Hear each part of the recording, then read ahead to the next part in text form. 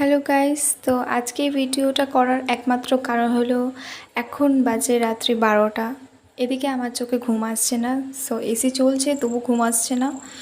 আরেকটা আমার অস্বস্তি হচ্ছে, তো ভাবলাম একটু চা বসাই, চা খাই, তারপর ঘুমাবো।